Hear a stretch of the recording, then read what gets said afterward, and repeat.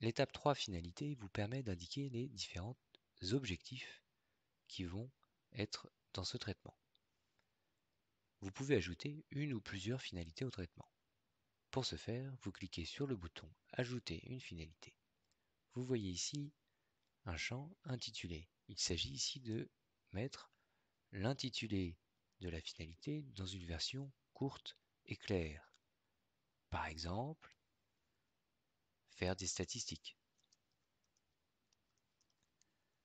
Ensuite, vous avez ce champ de description qui vous permet de décrire plus profondément l'objectif que vous avez identifié et d'apporter de la clarté, non seulement pour vous, mais également pour les personnes concernées par le traitement.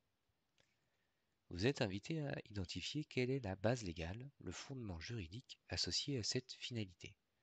Chaque finalité, objectif du traitement, doit répondre à un fondement légal. Vous avez 6 fondements légaux possibles: le consentement, le contrat, une obligation légale, la sauvegarde des intérêts vitaux, l'exécution d'une mission d'intérêt public, ou encore les intérêts légitimes d'un responsable de traitement ou d'un tiers. En fonction de votre traitement et de la finalité, vous allez pouvoir identifier le fondement juridique de cet objectif. Par exemple, le contrat ou les intérêts légitimes. Vous voyez ici apparaître un second champ qui vous propose d'expliquer pourquoi vous avez choisi cette base légale.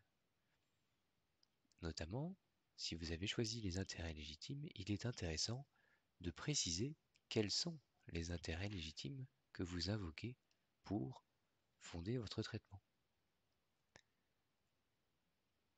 Si vous invoquez une obligation légale, il peut être intéressant de préciser quelle est l'obligation légale concernée. Par exemple, un texte de loi.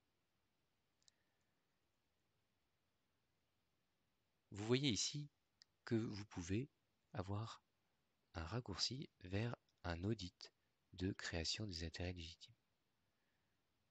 Cela vous permet notamment de documenter les intérêts légitimes au cas où vous avez sélectionné cette base légale.